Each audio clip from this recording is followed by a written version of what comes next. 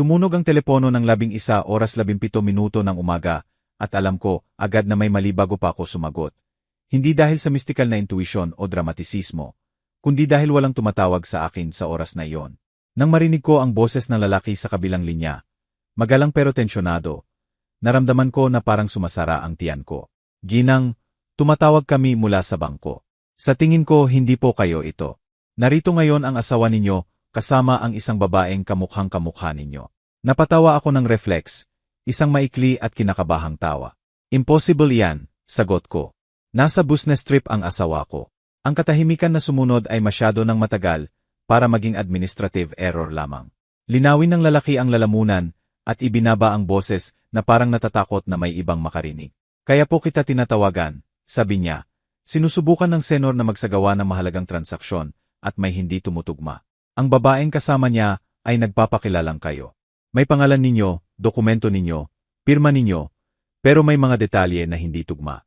Naramdaman ko na parang dahan-dahang umiikot ang bahay sa paligid ko. Sumandal ako sa mesa para hindi bumagsak. Pakiusap, dagdag niya. Kailangan po ninyong pumunta agad. Binaba ko ang tawag ng walang paalam. Natulala ko sa telepono na parang estranghero ito.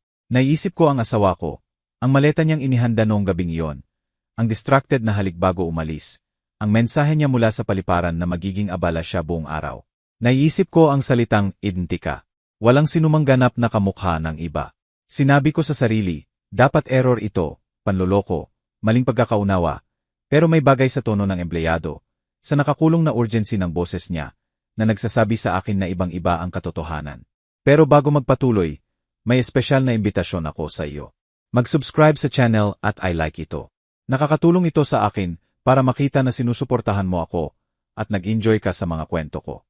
At mag-comment sa baba kung saang lungsod ka nanonood. Ngayon, magpatuloy tayo. Nag-quote ako nang hindi alam kung bakit. Kinuha ko ang bag, mga susi at halos tumakbo palabas ng bahay. Sa elevator, tiningnan ko ang sarili sa salamin. Buhok na nakatali. Asul na scarf na ginagamit ko mula pa noon. Pagod na mukha ng babaeng hindi na madaling magulat. Naiisip ko nang may kalinawan na nagbigay ng lamig sa dugo ko. May gumagamit ng buhay ko bilang diskis. Paglabas sa kalye, hinampas ako ng ingay. Normal pa rin ang lahat para sa iba, at nakakainsulto sa akin ang normalidad na iyon. Habang papunta sa bangko, sinubukan kong buuin muli ang kasal namin na parang fast-forward na pelikula. 37 taon na magkasama. Buhay na gawa sa routine. Tahimik na pinagsaluhan.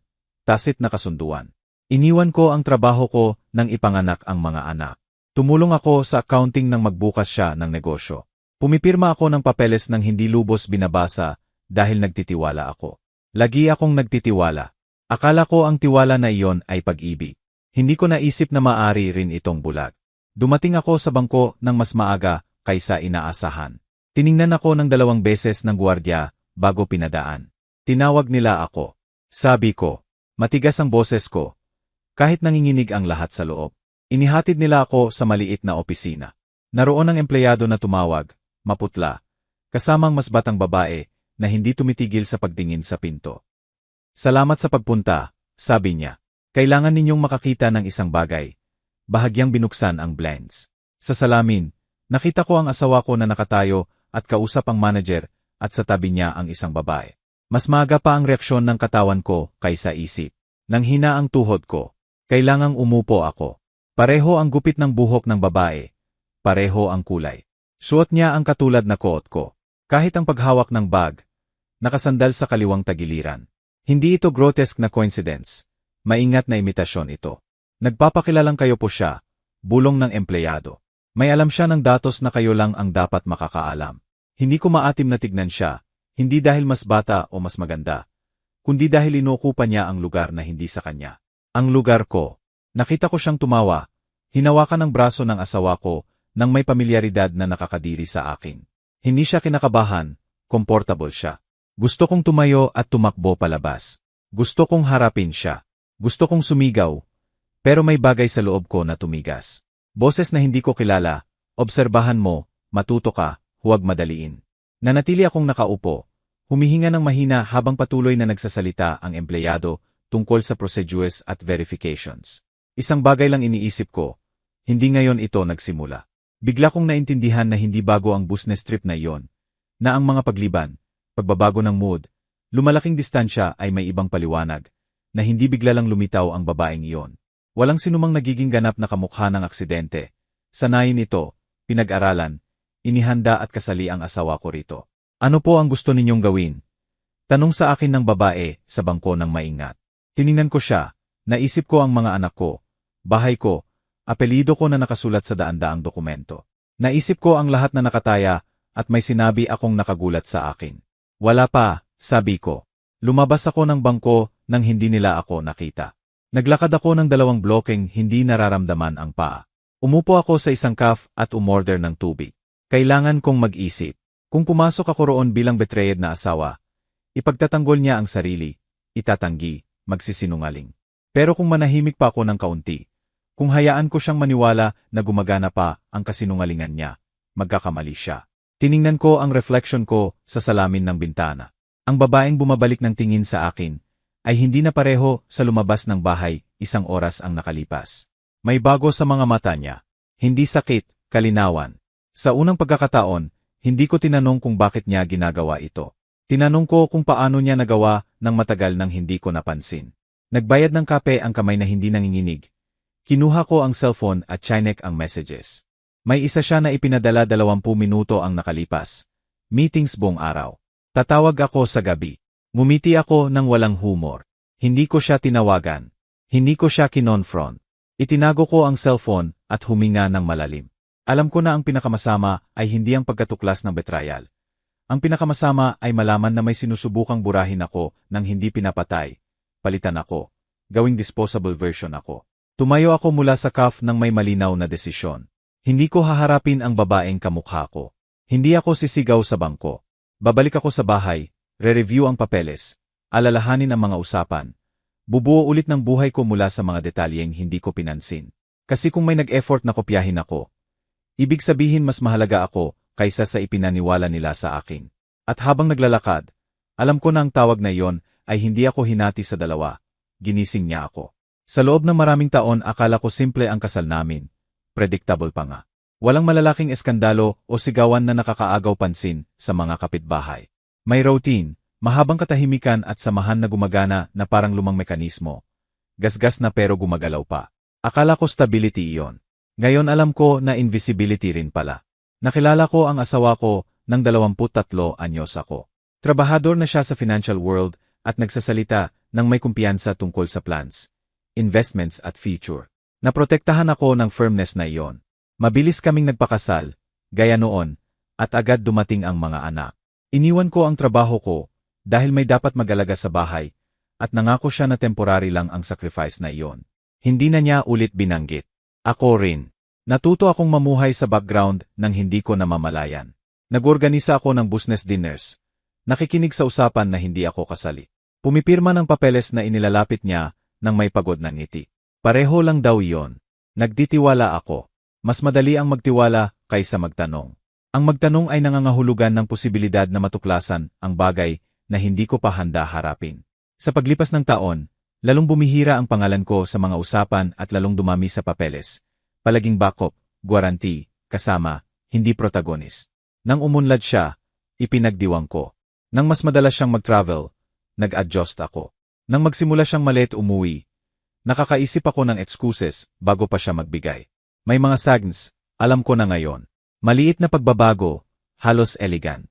Nagsimula siyang i-correct ang pananamit ko. That color makes you look old. Sabi niya ng may light law. Nag-suggest na mas modern na haircut. Binigyan ako ng damit na similar sa gusto niya. Tinanggap ko thinking na carry on. Hindi ko nakita na molding rin pala. Lumiliit ang social life namin. Tumigil kaming makipagkita sa couple friends dahil wala raw silang ambag. Mas gusto niya new meetings, younger people, environments kung saan ipinakikilala ako bilang asawa ko, walang sariling pangalan. Nagsimula akong maging parang accessory na bagay sa lahat at hindi standout. Nang magnegatibo 6 na po ako, nag-organize siya ng maliit na dinner. Nag-toast para sa unconditional companionship ko.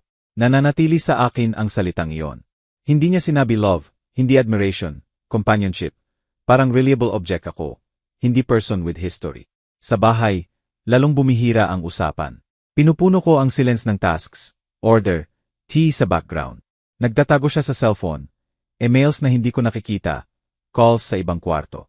Kapag nagtatanong ako, work daw. Tumatango ako, palagi akong tumatango. Nanotis ng mga kaibigan ko ang pagbabago bago ako. Mukha kang faded, sabi ng isa sa kanila isang hapon. Naiinis ako. Akala ko exaggerated niya. Paano akong magiging faded kung ordered ang buhay ko? May bahay, adult children, financial stability. Hindi ko naintindihan na ang order ay maaring makasufokete kapag walang space para lumago. Noong gabing bago ang tawag ng bangko, maingat niyang inihanda ang maleta. Hiniling ang specific shirt, watch, mabilis na halik at sabi na maikli lang ang trip. Tinulungan ko siya gaya palagi. Hindi ko napansin ang kaba, hindi guilt, routine lang. Routine ng taong akala kontrolado ang lahat. Pagkatapos ng tawag, nagsimulang mag-ayos ng iba ang bawat memory. Ang absences hindi na work, ang corrections hindi care, ang silences hindi tired, strategy pala. Walang sinumang pinapalitan ang iba overnight. Pinapractice, tinetest, sino-compare. Naintindihan ko na pinagmamasdan niya ako sa loob ng maraming taon.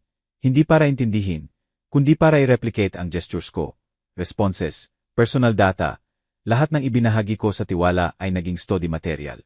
Iyon ang deepest betrayal, hindi ang deceit, ang cold use ng identity ko. Pagbalik sa bahay pagkatapos ng bangko, binuksan ko ang drawers na matagal ko nang hindi hinahawakan. Chinek ko ang folders, contracts, bank statements. Nagsimula akong magbasa ng maingat ang dating pinipirma ko nang hindi iniisip. Lumilitaw ang pangalan ko sa key places. Pero palaging kasama ang sa kanya. Hindi ako invisible sa papeles, sa relationship pala. Naalala ko ang mga usapan kung saan hiniling niya na ulitin ko ang family stories para hindi makalimutan. Details ng likes ko, routines, automatic responses. Akala ko nostalgia. Gayon training pala. Noong hapon na yon unang beses akong umiyak. Hindi para sa kanya, para sa akin. Sa babaeng unti-unting nag-adapt hanggang maging predictable. Sa tiwala na ibinigay ko ng walang reciprocity. Kaunti lang ang iyak. Hindi nagdagal ang luha. Parang necessary cleansing bago huminga. Paglubog ng araw, umupo ako sa harap ng salamin. Tiningnan ko ng maigi. Ang babaeng nakita ko ay hindi mahina. Pagod na sa pagbuhat ng incomplete story. Kinausap ko ang sarili ng mahina. Bagay na hindi ko ginawa mula pa noong bata. Hindi ka nila nabura, sabi ko. Pinababaan ka lang nila ng value. Noong gabing iyon, nang tumawag siya mula sa trip, natural akong sumagot. Nagkwento siya ng meetings, pagod, hotels. Nakikinig ako ng walang interrupt. Hindi ko siya kinonfront. Tinanong ko kung kumain siya ng maayos. Hiniling ko good rest. Binaba ko ng kalmado. Mas mahirap magpanggap normal kaysa umiyak. Pero mas powerful rin dahil habang akala niya hindi ko nakikita. Nagsisimula na akong makakita ng malinaw at naintindihan ko ang essential. Hindi ako pinalitan dahil disposable ako. Dahil convenient. At iyon, sa halip na ibaba ako, ibinalik sa akin ang certainty na nawala. Ang kasal namin ay hindi ang iniisip ng lahat. Gawa ito sa silence ko at security niya. At ngayong nabasag ang silence, walang babalik sa dating ayos. Hindi na ako handang kumuha ng secondary place sa sariling buhay ko.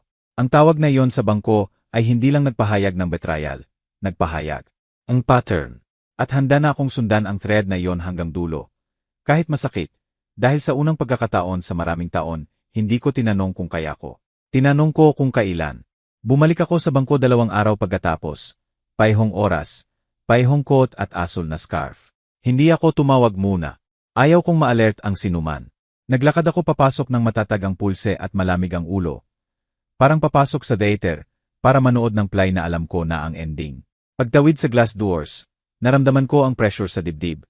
Pero hindi ako tumigil. Ngayon hindi na ako manonood mula sa malayo. Nakita ko agad siya. Nakaupo sa isa sa mga mesa sa likod. Nakayuko pasulong. Nagsasalita ng may gestures na kilalang kilala ko. Ginagalaw ang kamay, gaya kapag nag-explain ako ng important. Ngumingiti ng medyo, mas mataas ang kaliwang sulok. Nakatali ang buhok sa paihong style na ginagamit ko mula pa noon. Hindi lang kamukha, rehearsed mirror ito. Ang asawa ko ay nasa harap niya. Attentive, proud. Kahit kapag nakikinig, tumatango ng may ekspresyon na nakita ko ng maraming beses sa bahay. Natural niyang ipinakikilala sa mga lumalapit. Asawa ko sabi niya ang salitang iyon ay parang tinusok ako ng splinter. Hindi dahil selos, kundi dahil sa audacity, sa certainty ng pagbigkas niya. Lumapit ako sa counter at humingi na makipag-usap sa manager. Habang naghihintay, hindi ko maiwasang mas detalyeng obserbahan siya. Suot niya ang similar ring ko, hindi exact, pero sapat para hindi mapansin. Lumulutang ang perfume niya sa hangin. Pareho sa binibigay niya sa akin tuwing anniversary. Naintindihan ko noon na hindi niya ginaya ang appearance ko dahil gusto. Ginaya niya ang identity ko. Inihatid ako ng manager sa opisina, inoffer ng tubig, tumanggi ako, gusto kong makakita, kailangan kong makakita. Tumayo ako at humingi ng permiso na lumabas. Sandali lang, sabi ko. Walang pumigil sa akin. Diretso akong naglakad sa mesa nila. Hindi ako nag-announce. Hindi ako sumigaw. Huminto ako 1 metro mula sa kanila. Ang babae muna ang nag-angat ng tingin. Bahagyang lumaki ang mata niya. Sapat para magpakita ng surprise. Pagkatapos ay inayos ang mukha at ngumiti na parang kilala niya ako. Ang asawa ko ay 1 segundo pa bago ako nakilala. Nang makilala niya, nawalan ng kulay ang mukha niya. Ano ang ginagawa mo rito? Tanong niya. Pumunta ako para makita ang reflection ko. Sagot ko. Mukhang malaya itong gumagala. Agad ang silence sa paligid. Tiningnan ako ng babaeng kamukha ko nang may halo ng challenge at calculation. Hindi siya umatras. Hindi itinatwa. Tinitigan niya ako na parang rehearsed ang moment na iyon. Siguro po may confusion. Sabi niya sa parehong educated tone ko. Ako ang asawa niya. Hindi, sagot ko. Ikaw ang kasinungalingan niya. Sinubukan ng asawa ko na makialam. Mag-usap tayo sa labas, sabi niya. Hindi ito ang lugar. Perfect ang lugar, sagot ko. Kasi narito ang papeles. Lumapit ang manager ng kinakabahan. Itinaas ko ang kamay. Kalmado lang, sabi ko. Gusto ko lang i-confirm ang isang bagay. Tiningnan ko ang babae. Sabihin mo, pakiusap ko. Ano ang pangalawang pangalan ng nanay ko? Kumurap siya. Tiningnan ang asawa ko. Ibina siya ng tingin. Wala akong dahilan para sumagot, sabi niya. Exact, sagot ko, dahil hindi ka ako. Naging makapal ang tension. May nagkukunwaring hindi nakikinig, may hayagang nanonood. Naramdaman ko ang strange calm, almost clinical. Walang galit, precision lang. Gaano ka katagal nag-train para maging ako? Tanong ko. Pinisil niya ang labi. Wala kang alam, sabi niya. Alam ko ang sapat, sagot ko. Alam ko na walang sinumang nagko-copy ng habits, gestures at memories ng aksidente. Humakbang pasulong ang asawa ko. Tama na, utos niya. Exaggerated ka. Exaggerated ang sabihing baliw ako, sagot ko. Ito ang pagbigkas ng nakikita ko. Humingi ang manager na pumunta sa opisina. Tumatango ako. Pumasok kaming 4. Isinara ang pinto. Mabigat ang hangin. Umupo ako. Nakatayo sila. Explain. Hiling ng manager sa asawa ko. Nagkwento siya ng administrative errors, coincidences, urgent transactions. Disciplined na tumatango ang babae. Pinabayaan ko silang magsalita. Pagkatapos, kinuha ko sa bag ang folder. Narito ang documents ko, sabi ko. At narito ang signatures ko. Sinumpar ko sa kanya. Hindi exact match. May practice, pero walang history. Ito, patuloy ko. Hindi improvised. Plano ito. Tiningnan ako ng babae nang may contempt. Hindi ka naman ganon ka-espesyal, sabi niya. Comfortable mold ka lang. Nasaktan ang frese na iyon. Pero nilinaw rin ang lahat. Salamat, sagot ko. Kinumpirma mo lang ang kailangan ko. Nagnote ang manager. Napahawak sa ulo ang asawa ko. Nakataas ang arms ang babaeng kamukha ko ng defiant. Hindi pa ako tapos, dagdag ko. Gusto kong malaman kung sino ang nagpakilala sa kanya sa iyo. Ngumiti siya nang nakakiling ang ulo. Siya ang nakakita sa akin, sabi niya, dahil pinag-aralan niya ako sa loob ng maraming taon. Nakita ng asawa ko ng horror. Tumahimik ka. Bulong niya. Hindi siya tumahimik. Late na. Naintindihan ko noon na ang identity theft ay hindi lang financial, emotional rin. Hinanap niya ang version ko na walang memory, walang claim, walang history, obedient copy. Alam mo ba ang pinakamasama? Sabi ko sa asawa ko, hindi ang pandadaya mo sa akin, ang akala mo na replaceable ako. Walang sagot. Inanunsyo ng manager na suspended ang transaction. May investigation. Tumatango ako, tumayo. Alis na ako, sabi ko. Kayo na ang bahala sa drama ninyo. Lumabas ako nang hindi lumingon. Sa hallway, nanginginig ang tuhod ko. Sumandal ako sa wall at huminga. Sapat na ang nakita ko. Ang reflection ay hindi akin. Broken mirror ito. Sa kalye, ibinalik ako ng hangin sa present. Umupo ako sa bench at hinintay na bumaba ang heartbeat. Hindi ako umiyak. Iba ang nararamdaman. Determination. Kung nakarating sila ng ganito kalayo, Dahil akala nila, hindi ako makakarating pa. Kinuha ko ang cellphone. May messages niya. Hindi ko binuksan. Tiningnan ko ang kamay ko. Pareho pa rin. Intact ang identity ko. Walang makakaalis niyon sa akin. Tumayo ako ng may malinaw na certainty. Hindi ko agad i-denounce sila. Hayaan ko silang mag-advance pa ng kaunti. Kasi kapag akala ng tao na may-ari siya ng pangalan mo, nagkakamali siya sa paggamit. At handa na akong singilin ang mga error na iyon. Noong gabing iyon, hindi ako nakatulog. Hindi dahil sa sakit na nagpapuyat, kundi dahil nagsisimula ng ayusin ng isip ko ang pieces na matagal nang nakakalat. Paulit-ulit ang scene sa bangko. Pero hindi na bilang open wound, bilang evidence na. Bawat gesture, salita, silence ng asawa ko ay may bagong meaning na, almost mathematical. Hindi chaos, plan ito. Umuwi ako paglipas ng hating gabi. Iniwan ang coat sa upuan, at umupo sa dining table ng bukas ang folder sa harap ko. Sinindi ko ang maliit na lamp na palagi kong ginagamit sa pagbasa. At nagsimulang review ang papers na matagal nang naroon nang hindi ko talaga tinitingnan. Bank statements, contracts, insurance, annexes. Madalas lumilitaw ang pangalan ko, pero halos palaging kasama ang sa kanya. Parang kailangan ng permission ang identity ko para umiral. Naalala ko kung ilang beses akong pumirma nang hindi buo ang pagbasa. Trust me, sabi niya. Routine lang. Nagtitiwala ako. Ngayon naintindihan ko na favorite tool niya ang tiwala. Hindi para protektahan ako, kundi para makagalaw ng hindi nakikita. Nakakita ako ng bank movements na hindi ko kilala. Maliit muna, almost invisible, pagkatapos mas madalas. Accounts na binuksan sa oras na abala ko sa bahay o apo. Transfers na justified bilang operational expenses. Walang sumisigaw fraud, pero lahat bumubulong duplicity. Binuksan ko ang drawer ng personal documents ko. Naroon ang pasport ko, ay ko rin, pero may nawawala. Ang document na palagi kong dala sa wallet ay wala. Naramdaman ko ang lamig sa likod. Hindi ko nawala. May kumuha. May alam eksakto kung saan hahanapin. Tumayo ako at pumunta sa bedroom. Chinek ko ang closet ng asawa ko. Sa gitna ng shirts at suits, nakakita ko ng folder na katulad ng akin.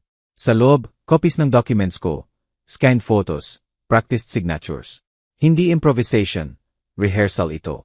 Bawat copy organized, labeled, perfected. Umupo ako sa kama ng hawak ang folder na iyon. Naisip ko ang babaeng kamukha ko. Ang style ng pagsasalita niya, confidence niya. Hindi lang lover siya, accomplice. At magkasama silang gumawa ng parallel version ng buhay ko, kung saan hindi ako nagtatanong.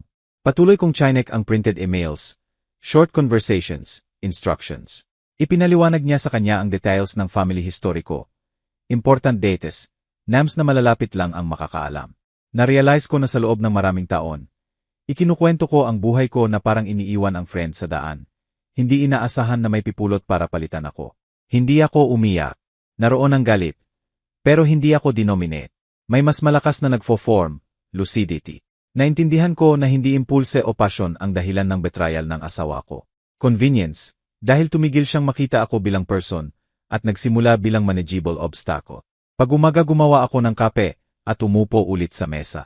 Kumuha ako ng blank paper at naglista, hindi ng complaints, kundi facts na alam ko, suspicions, probable. Fundamental ang difference. Hindi na tungkol sa hurt feelings, tungkol sa stolen identity. Tinawagan ko ang bangko para humingi ng complete report ng recent movements. Tumawag ako sa notary para i-verify ang powers. Tumawag ako sa kaibigan kong lawyer, walang details, at humingi ng discreet recommendation. Bawat tawag ay step. Bawat step ay naglalayo sa akin sa deceived woman at naglalapit sa deciding woman. Tumawag ang asawa ko ng 3 beses noong umaga. Hindi ko sinagot.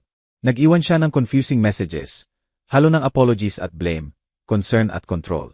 Hindi ko binura, itinago, lahat maaring gamitin. Hapon, pumunta ako sa public office para humingi ng duplicate ng document ko. Ngayon may alerts. Hiniling ko na i-record ang anumang improper use. Curious ang tingin sa akin ng clerk, pero hindi nagtatanong. Hindi ako nag-explain. Natuto akong hindi palaging kailangan i-justify ang self-protection. Paglabas naglakad ako ng walang direksyon. Tiningnan ko ang reflection ko sa shop windows. Ang babaeng nakikita ko ay hindi fragile, alert, at ang alertness na iyon ay nagbabalik sa akin ng nawalang authority sa sariling story. Noong gabing iyon, nang tumawag ulit siya, sinagot ko. Kalmado ang boses, sinabi kong pagod ako, kailangan ko ng time. Hindi ko binanggit ang bangko, ang babae, Wala, pinabayaan ko siyang magsalita. Habang nagsasalita siya, lalong nagugulo. Nagsisinungaling siya dahil habit, hindi dahil matalino. Binaba ko ng may firm certainty. Hindi ko pa siya haharapin. Hindi ko siya i-expose dahil sa galit.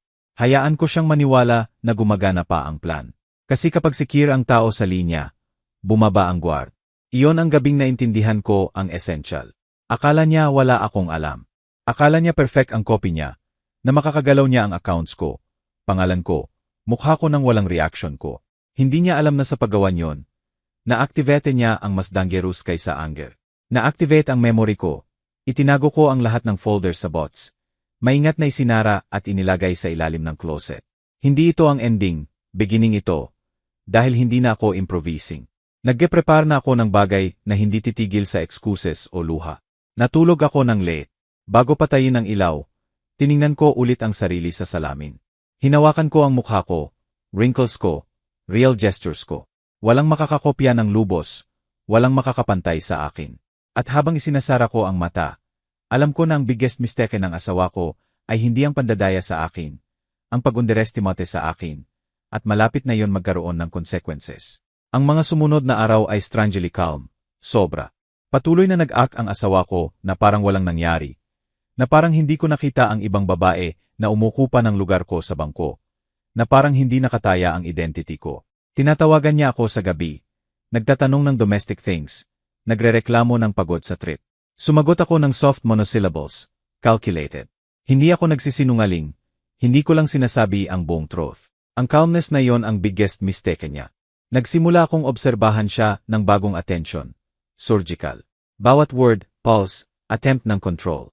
Narealize ko na ang linya ay hindi lang sa other woman. Sa akin na mula pa noon. Ako ang safe territory niya. Lugar kung saan hindi niya inaasahan ang resistance. Ngayon, nang hindi niya alam, naglalakad siya sa unstable ground. Umuwi siya 2 araw pagkatapos. Pumasok gaya palagi. Iniwan ang maleta sa bedroom at hinintay ang pisngi ko ng halik. Hindi amoy hotel, amoy foreign perfume. Walang sinabi. Naghanda ako ng dinner. Nag-usap kami ng weather, traffic, trivial matters. Relax siya. Safe ang pakiramdam niya at kapag safe ang pakiramdam, bumaba ang guard. Noong gabing iyon, habang natutulog siya, chinek ko ang phone niya. Hindi anxious, methodical. Nakakita ko ng encrypted messages, deleted calls, reminders sa fake names. Lahat designed para hindi magduda ang hindi tumitingin. Tumingin na ako ngayon at naintindihan ko na ang babaeng kamukha ay hindi ang final plan, tool lang. Kinabukasan sinamahan ko siya sa bangko na parang wala. Nanatili ako sa kotse habang pumasok siya. Nakita ko siyang maglakad ng straight, confident, akala niya kontrol niya. Hindi niya alam na trapped na siya sa sariling li. Umuwi ako at tinawagan ang recommended lawyer. Kinuwento ko lang ang necessary. Mahaba ang silence niya. Grave to, sabi niya sa wakas. Pero kung patient ka, maaring sa favor mo. Binaba ko ng may new feeling, power. Noong hapon na iyon, nagkwento ang asawa ko ng important transaction na kailangan niyang gawin alone. Tumatango ako. Good luck. Nakita ko siyang lumabas nang hindi alam na nakipag-usap na ako sa bangko. Notary at 2 witnesses. Akala pa rin niya ako ang babaeng pumipirma nang hindi nagbabasa. Bago magpatuloy, sabihin mo sa comments kung ano ang tingin mo sa kwentong ito hanggang ngayon at ano ang gagawin mo kung ikaw ang nasa lugar ko. Huwag umalis sa video, kasi paparating ang susunod na magpapalamig ng balahibo mo. Ngayon, magpatuloy tayo. Noong gabing iyon late siyang umuwi, sobra. Sabi niya extended ang meeting.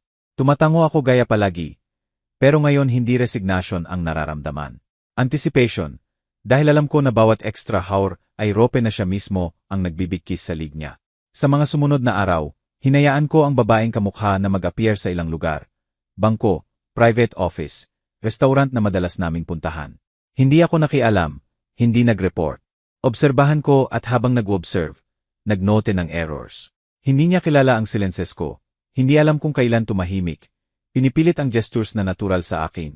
Iba ang pressure ng signature. Nagkakamali sa minor dates, details na parang walang importance, pero crucial kapag pinagsama. Nagsimula ng mapansin ng bangko ang inconsistencies. Gayon din ang notary. Nagsimula ng maging restless ang asawa ko. Mas madami ang tanong. Tinitingnan ako ng may suspicion. Parang may nagbago sa akin na hindi niya ma-identify. Tama siya, Hindi na ako invisible. Isang gabi direktang tinanong niya kung okay lang ako. Tiningnan ko siya sa mata at ngumiti. Better than ever, sagot ko. Hindi provocation, truth iyon. Mga araw pagkatapos, tumawag ang bangko. Ngayon hindi na hesitant ang boses. Ginang, sabi niya, kailangan ninyong pumunta. May serious irregularities. Hiniling ko na maghintay, hindi dahil hindi pa ako ready, kundi dahil hindi pa ang moment. Bawat step kailangang sequential. Hindi na ako improvising. Ako na ang director. Samantala, nagiging clumsy ang asawa ko. Nag-aaway sila ng babaeng kamukha sa phone. Lumalakas ang boses, sinasarado ang pinto. Nagsisimula ng mag-crack ang perfection ng plan niya, at ang pinakamasama para sa kanya ay hindi niya alam kung bakit. Isang hapon, pagbalik mula sa supermarket, nakita ko siyang nakaupo sa sala ng magulo ang papeles sa mesa. Kailangan nating mag-usap, sabi niya. Sage, sagot ko. Tungkol saan? Tiningnan niya ako na parang hinahanap ang submissive woman noon. Hindi niya nakita. Complicated ang mga bagay, aminado niya. Kailangan mong pumirma ng documents. Noon ko alam na papalapit ang moment. Babasahin ko, sabi ko. Bahagyang nagbago ang ekspresyon niya. Pero sapat. Palagi mo naman pinipirma ng walang problem, sagot niya. Palagi kong inulit, pero hindi na. Tumayo siya ng kinakabahan. Naglakad-lakad. Bumulong ng something tungkol sa distrust. Pinabayaan ko siyang magsalita. Bawat word niya involuntary confession. Noong gabing iyon, habang natutulog siya, itinago ko ang documents ng hindi pinirmahan. Kinabukasan, tinawagan ko ang bangko at humingi ng joint appointment. Sabi ko sa asawa ko routine lang. Ngumiti siya ng relief. Akala niya nakagain ng time. Hindi niya alam na papasok na siya sa final scene. Ako naman, natulog ng mahimbing. Kasi kapag binili mong hayaan ang isang tao na magpatuloy sa pagsisinungaling, hindi dahil sa weakness, dahil alam mo na ang truth na maayos na inilagay ay mas masakit kaysa sigaw. At malapit ko na iyong ilagay. Maliit ang error, sobrang liit, na kung hindi ako alert, makalipas ito gaya ng maraming bagay sa buhay, walang bakas. Hindi malaking signature o scandalous amount, isang response, maling word sa maling moment. At ang slip na iyon ang nagbukas ng crack kung saan gumuho ang lahat. Dumating ang tawag isang Martes ng umaga. Paehong empleyado ng bangko, ngayon mas firm ang tone, less doubtful. Hiniling na pumunta ako noong hapon na iyon. Hindi niya sinabi ang marami, pero hindi na kailangan. Alam ko na may nagbago, may hindi na perfect fit. Dumating ako on time. Pinadaan ako sa malaking meeting room ng mahaba ang mesa at mataas ang windows. 3 tao ang naghihintay, manager, empleyado na unang tumawag at babae mula sa legal. Walang ngumingiti. Salamat sa pagpunta, sabi ng manager. Kailangan namin ang confirmation ninyo sa specific point. Tumatango ako. Umupo ako ng straight ang likod at calm ang kamay sa mesa. Hindi na nanginginig. Kahapon, patuloy niya ang asawa ninyo ay dumating kasama ang ginang na nagpapakilalang kayo para i-authorize ang minor modification sa joint account. Sa verification, tinanong siya ng routine question. Kinuha ng legal woman ang salita. Tinanong ng personal data na nasa system. Sabi niya, security data. Huminga ako ng malalim at tinanong. Wrong answer. Naging heavy ang silence. Hindi grave error, dagdag niya. Pero inconsistent sa previous records. At nang hiniling na i-confirm, nagdaub siya. Isinara ko ang mata ko 1 segundo. Hindi dahil relief, dahil clarity. Nabigo ang copy, dahil hindi niya kayang buhatin ang decades ng memory. Ano ang sinagot niya? Tanong ko ang pangalan ng first nephew ko. Sabi ng empleyado. Sinabi niya ang hindi nasa any previous document. Ngumiti ako ng bahagya. Andres ang pangalan ng first nephew ko, sabi ko. At ipinanganak 2 years, bago kaming mag-asawa ng asawa ko. Nagnote ang legal woman. Sinabi ng ginang na Lucas daw, dagdag niya, at ipinanganak pagkatapos. Iyon ang sagot ko. Hindi forgetfulness, invention yon. Tumatango sila. Incline ang manager pasulong. Mula ngayon, sabi niya, suspend namin ang transaction at activate advanced verification protocol. Nakakita kami ng other inconsistencies. Different pressures sa signatures, minimal variations sa handwriting, differences sa spontaneous responses. Naroon ba ang asawa ko? Tanong ko. Sagot. Sinubukan niyang makialam. Sinabi niyang confused kayo lately. Ang frese na yon ay tumusok sa akin. Pero hindi ako na-disarm. Salamat, sabi ko. Ano ang kailangan ninyo sa akin ngayon? Inislide ng legal woman ang document sa akin. Ang presence ninyo para sa formal confrontation, explain niya, with records, witnesses at minutes. Gusto naming gawin ito properly. Tiningnan ko ang paper, binasa ng maingat. Hindi agad pinirmahan. Kailan? Tanong ko. Bukas ng umaga. Tumatango ako. Narito ako. Lumabas ako ng bangko ng may serenity na hindi ko naramdaman sa Mons. Ang error hindi na akin, hindi pa noon. May sinusubukang gamitin ang pangalan ko nang hindi naiintindihan ang bigat niyon. Noong gabing iyon, maaga siyang umuwi, sobra. Tiningnan niya ako mula sa pinto na parang hinahanap ang signs. Pumunta ka ba sa bangko? Tanong niya. Sagot ko. Tinawagan nila ako. Nilunok niya ang laway. May nangyari ba? Wala na hindi dapat mangyari, sabi ko. Umupo siya sa harap ko ng kinakabahan. Iba ka na, bulong niya. Palagi naman akong ganito, sagot ko. Ngayon lang kita tinitingnan. Hindi siya nag-insist, tumayo at pumunta sa bedroom. Narinig ko siyang kausap sa phone ng mahina. Cut words, tension. Hindi na perfect ang copy at alam niya iyon. Natulog ako ng mahimbing.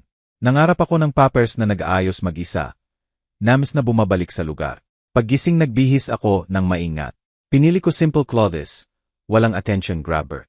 Hindi ko kailangang mag-impose. Kailangan ko lang maging exact. Sa bangko, kinabukasan, sober ang scene, professional, walang sigaw. Dumating ang asawa ko kasama ang babaeng kamukha. Maputla siya. Iniwasan niya akong tingnan. Umupo kami. Ipinaliwanag ng legal woman ang procedure. Ipinakita documents, compared signatures, binasa records. Nagsimula ng mag-collapse ang copy sa bawat question. Maaari po bang i-confirm ang second surname ng maternal grandmother ninyo? Tanong niya nag-doubt ang babae. Hindi ko naalala, sabi niya. Naalala ninyo ba kung saan nagkakilala ang parents ninyo? Insist nila. Tiningnan niya ang asawa ko. Isinara niya ang mata.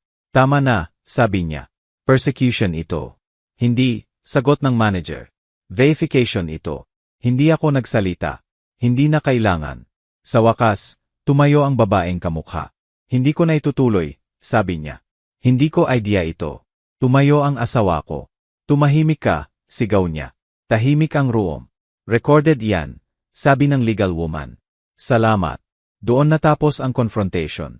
Suspend ng bangko ang all joint operations. Nagsimula formal investigation sa identity theft. Una siyang lumabas nang hindi ako tiningnan. Sinundan siya ng babae nang umiiyak. Nanatili ako ng kaunti pa. Pinirmahan ang necessary. Nag-thank you. Tumayo ako. One more thing, sabi ko bago umalis. Salamat sa paniniwala sa akin nang nagduda sila. Tumatango ang manager. Salamat sa patience ninyo, sagot niya. Hindi common. Lumabas ako sa kalye at huminga ng malalim. Iba ang hangin, lighter. Ang error na nagpahayag sa kanila ay hindi ang wrong answer. Ang akala na maaring kopyahin ang buhay ng walang consequences. Ang pag-iisip na hindi ko mapapansin ang difference ng learned at live. Naglakad ako ng mabagal. Walang euphoria. Closure ang nararamdaman. Alam ko na kulang pa ang full truth. Pero na-trace na ang path. At habang nagpapatuloy, naintindihan ko ang bagay na hindi ko makakalimutan. Walang sinumang makakapanatili ng Lee kapag nagdesisyong mag-present ang truth ng may patience. Ang umaga ng hearing ay gray. Parang alam ng langit na walang refuge para kanino man. Dumating ako bago ang oras at umupo sa waiting area ng may serenity na nakagulat sa akin. Walang documents sa kamay o hidden notes sa bag.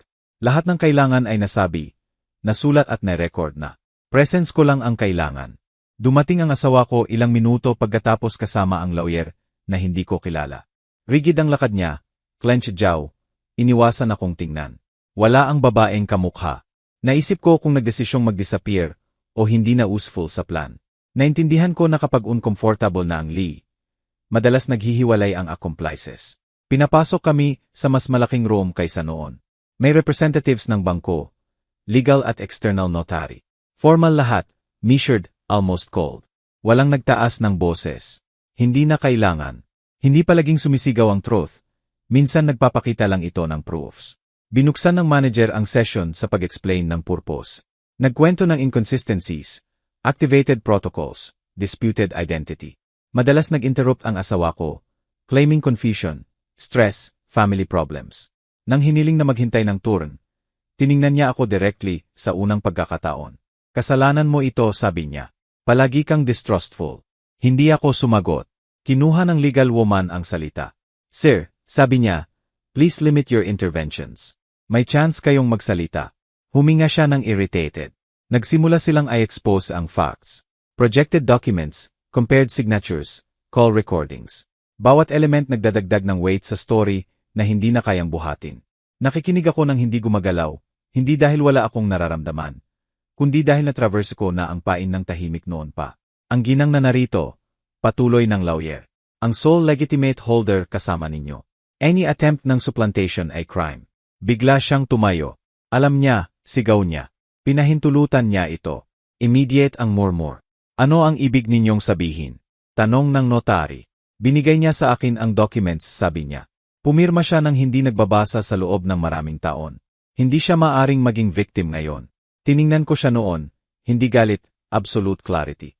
Ang pagpirma ng may tiwala ay hindi consent sa crime, sabi ko. At alam mo iyan. Bumalik ang silence. Dagdag ko, hindi ko kailanman inauthorize na may magpanggap sa akin. Tumatango ang lawyer. Clear yan sa records, confirm niya.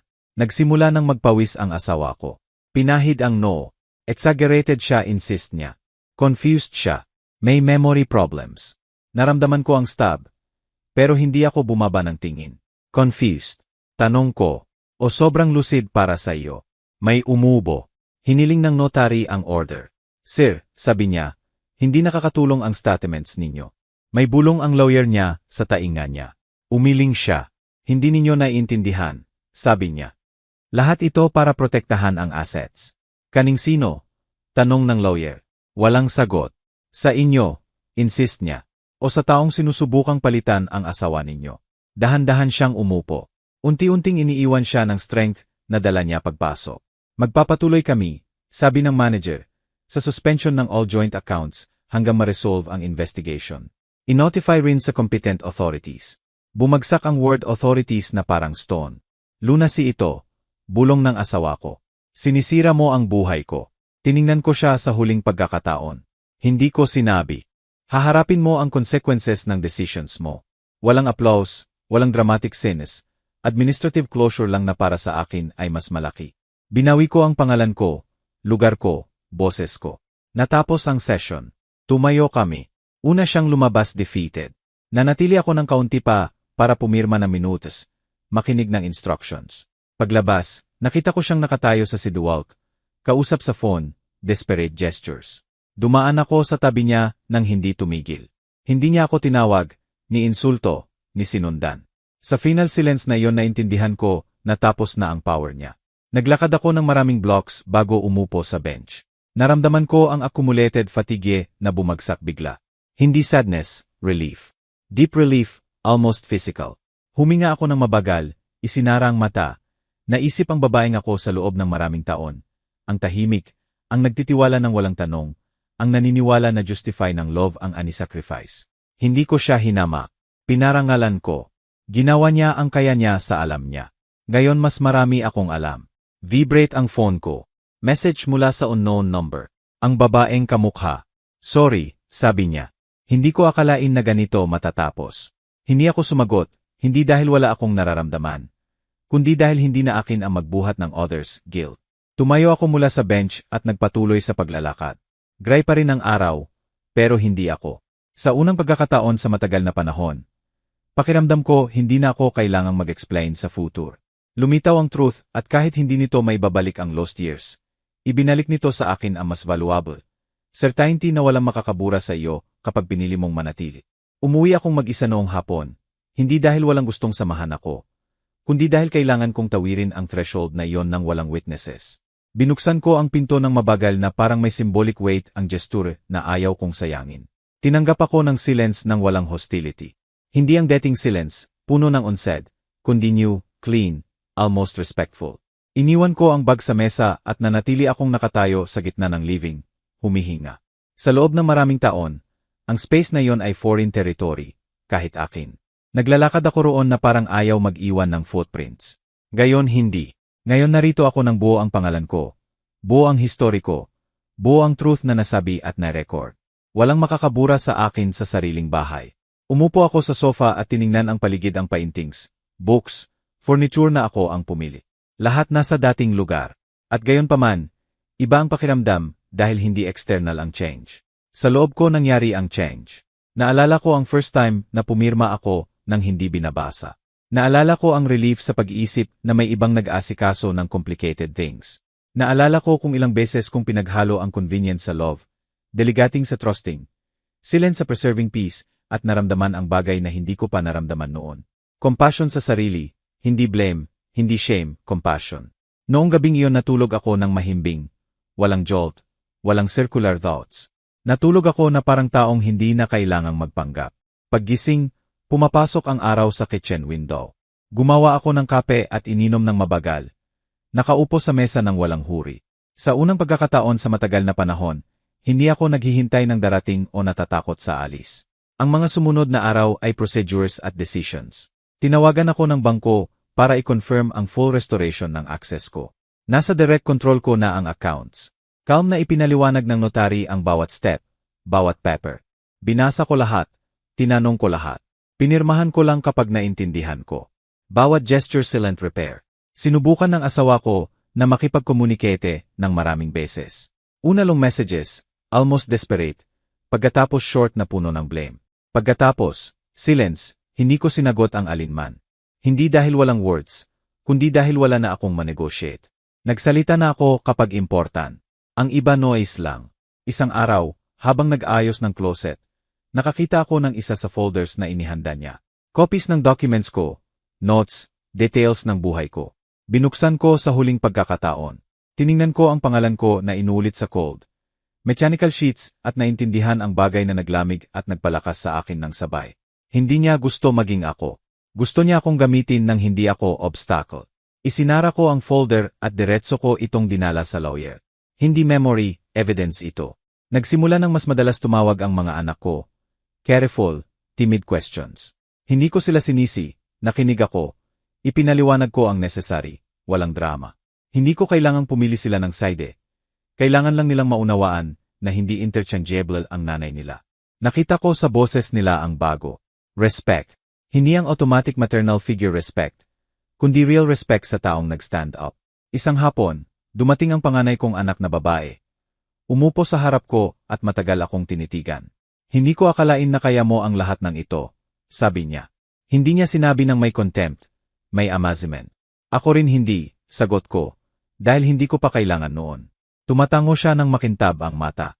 Natutuwa ako na ginawa mo, bulong niya. Ang simple at lete na phrase na yon ang nagsara ng something sa loob ko. Nawala ang babaeng kamukha sa buhay ko gaya ng paglitaw niya. Walang sariling pangalan.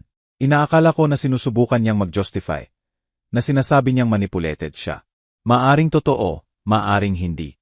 Hindi na akin ang husgahan siya. Pinili niyang maging copy. Pinili kong maging original ulit. Lumipas ang weeks, umusad ang legal process. Nawala sa asawa ko ang access sa maraming benefits. Ang carefully built image niya ay nag-crack, hindi dahil sa revenge ko, kundi logical consequence ng acts niya. Natuto akong ang most powerful justice ay hindi kailangan ng sigaw o public humiliation. Time at truth lang. Isang gabi, nakaupo sa parehong sofa kung saan madalas akong maliit ang pakiramdam. Pinatay ko ang tea at nanatili sa dilim. Hindi dahil inutusan ako, kundi dahil gusto kong makinig sa silence. At sa silence na iyon, narinig ko ang sarili ko. Narealize ko na sa loob ng maraming taon, namuhay ako bilang reduced version ko. Hindi dahil sa lack of character, kundi excess of giving. Nagbigay ako ng sobrang space na nawala ako, at walang makakapagdanggol sa hindi occupying place. Ngayon, sa 62 anyos ko, naintindihan ko ang bagay na makakatipid sa akin ng maraming pain kung alam ko noon. Pero dumating pa rin on time. Ang love na nanghihingi na mabura ka ay hindi love, convenience iyon. Hindi ko kinamumuhian ang asawa ko. Ang hat beans. Nagpalaya ako. Hindi rin ako nanatili sa resentment. Ang resentment ages badly. Nanatili ako sa mas useful. Clarity. Clear para sabihing no. Clear para basahin bago pumirma. Clear para makinig sa discomfort ko bago i-justify.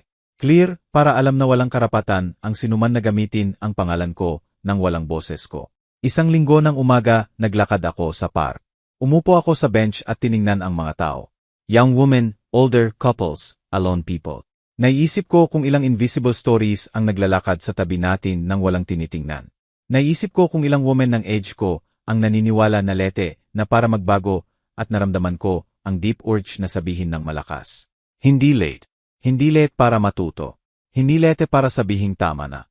Hindi late para bawiin ang sayo. Kahit ang sayo ay ang sarili mo. Pagbalik sa bahay, binuksan ko ang windows at pinapasok ang hangin. Tiningnan ko ang sarili sa hallway mirror. Ang babaeng bumabalik ng tingin ay may new wrinkles. Pero may bago rin na wala noon, calm firmness. Hindi ko kailangang mag-prove ng anything. Hindi kailangang mavalidate. Fully exist ako. Noong gabing iyon isinulat ko ang full name ko sa blank paper. Tiningnan ko, inulit ko ng malakas, hindi legal act, intimate act. Walang muling gagamit niyon nang walang consent ko.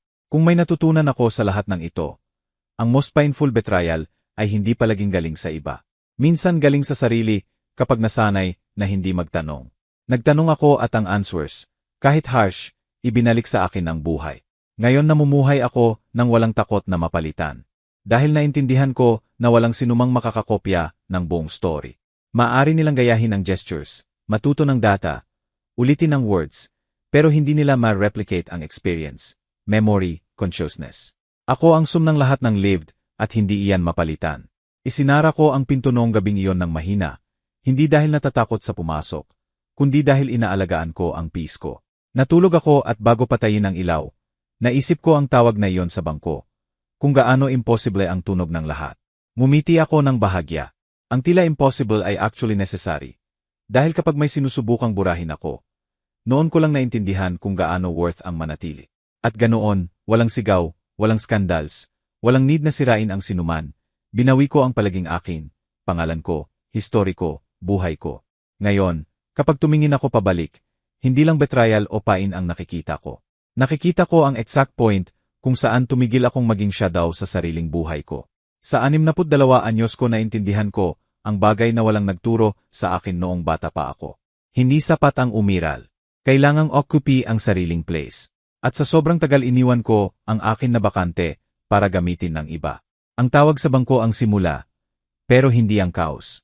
Ang chaos ay years ng silence, blind trust, believing na palaging unilateral sacrifice ang love.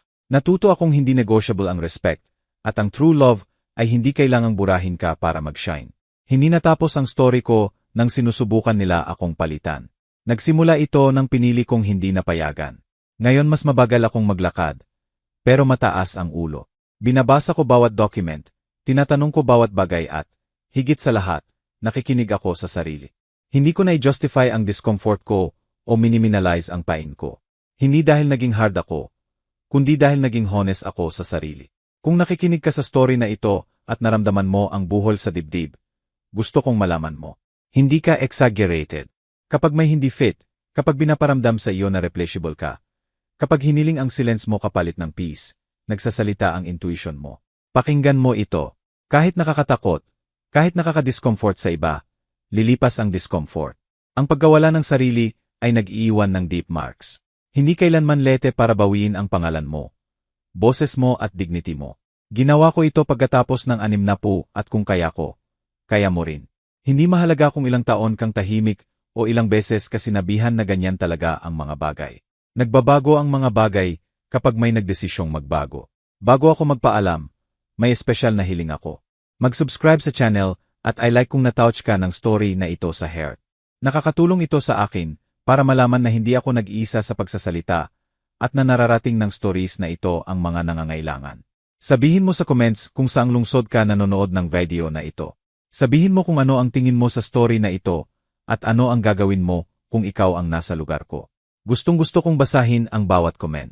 Bawat shared story dito ay nagpapaalala sa atin na hindi tayo nag-iisa, na important ang experiences natin at na palaging may way para magsimula ulit.